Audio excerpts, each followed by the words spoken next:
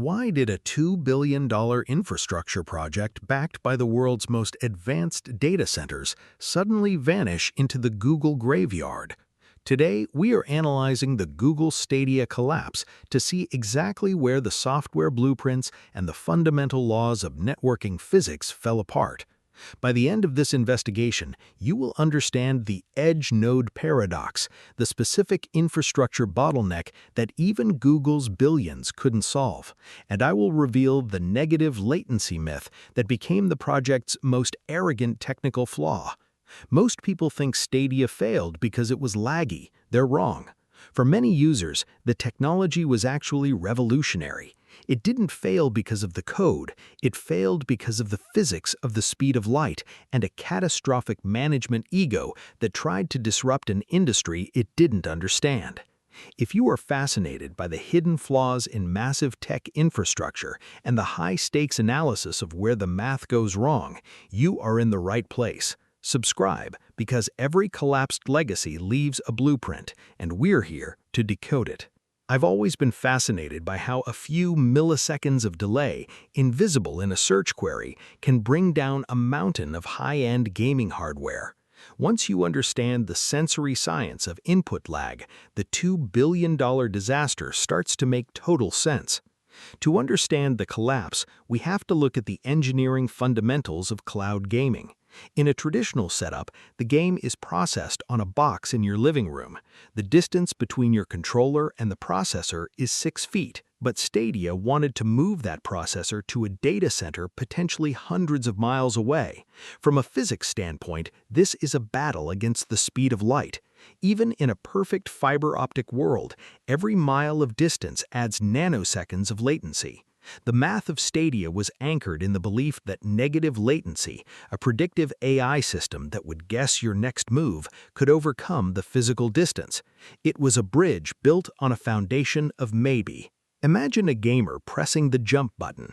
In the world of Stadia, that signal travels from the controller, through the router, across the public internet, into a Google data center, through a specialized server blade, and then the resulting frame of video has to travel all the way back. Let's look at the actual blueprints of this process. Most people don't realize the physics at play when we talk about packet loss. On a standard internet connection, losing a few bits of data while watching Netflix is invisible because the video buffers, but you cannot buffer a live game. If one packet of data is lost, the entire structure of the stream stutters. Watch what happens to the internal structural integrity of a user's experience when the jitter, the variance in packet delivery, spikes during a high-stakes moment. It doesn't matter how powerful Google's servers were if the last mile of the user's copper wiring was unstable. According to the structural reports of the tech industry, Google spent over $2 billion building out specialized server blades, custom Linux-based hardware designed specifically for Stadia. They even opened their own game development studios, hiring hundreds of veterans. This is where the hubris becomes clear. Google was building a glass factory for gaming, assuming that if they built the most perfect facility, the world would abandon their PlayStations and Xboxes. The engineers were anchoring the foundation of the platform into the porous limestone of the Stadia Pro business model. They required users to buy games at full price on a platform they didn't technically own, that could only be played if their internet stayed active. The math of the gaming market is 90% ownership and 10% convenience. Google reversed those numbers, and the project collapsed as a result. Here's what most people get wrong about this disaster. Men who value analytical truth should look at the edge node variable. The myth is that Google's data centers were the problem. The reality is that Google has the best data centers on Earth.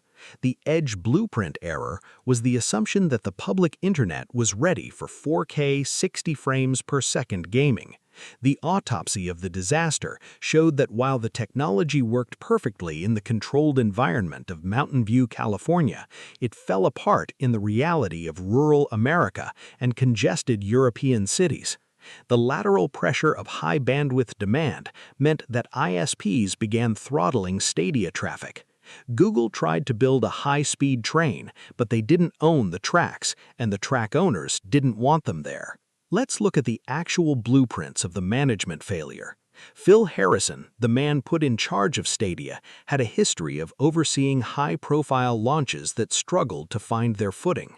Under his leadership, Google launched Stadia with a Founders Edition that lacked almost all the features promised in the original reveal. No 4K on PC at launch, no family sharing, no specialized state share features. This was a catastrophic management ego at play, launching a skeletal structure and promising to fill in the walls later. In the gaming world, first impressions are the primary structural support. Once the foundation of trust was cracked, no amount of engineering could save the building. Most people don't realize the physics of input latency psychology. When you move a mouse or a joystick, your brain expects a visual response within 50 to 100 milliseconds. If that delay hits 150 milliseconds, you don't just notice the lag, you feel a physical disconnect, often leading to motion sickness. The autopsy of the disaster reveals that while Stadia's custom controller connected directly to Wi-Fi to shave off a few milliseconds, the jitter of home networks made the experience inconsistent. One minute the math worked, the next, the negative latency AI would guess wrong and the character would walk off a cliff. This is where the engineering reasoning turns into a liability. The real-world application of this failure is visible in how Microsoft and NVIDIA are currently handling cloud gaming. They realized the Phaeton mistake of Stadia. Instead of trying to replace the console, they are using the cloud as an addition to the console or the PC. They anchored their buildings to the bedrock of existing ecosystems. The reason the Stadia disaster matters today is that it serves as a warning against platform arrogance. Google believed they could force the industry into a software-defined future before the hardware of the global internet was ready to support it. The hubris was thinking they could kill the local processor before they had conquered the speed of light.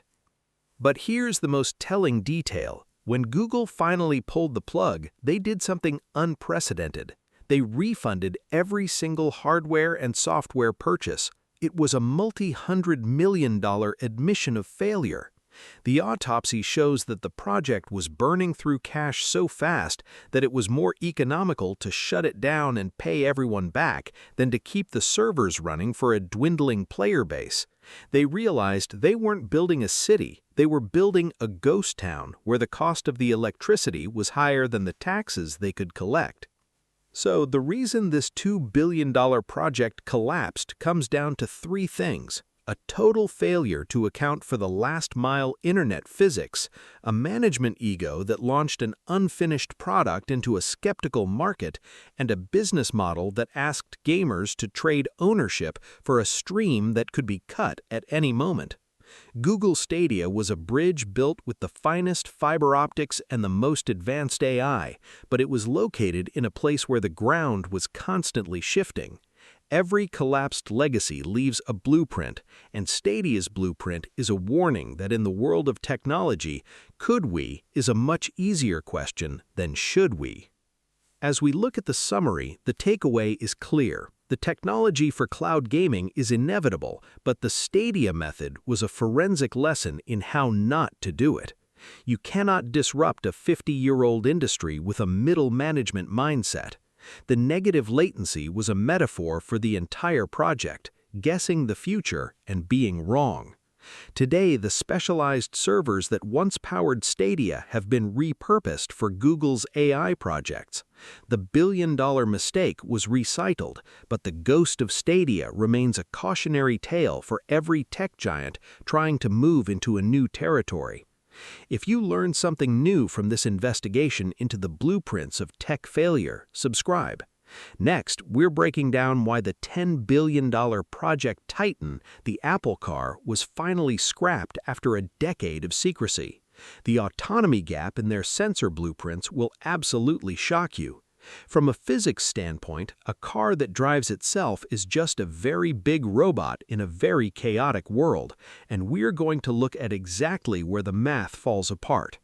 Every disaster has a reason, and we're here to decode it. Next time you click launch on a streaming app, remember the billions of dollars and the laws of physics working behind the scenes to keep that image from stuttering. I'll see you in the next investigation.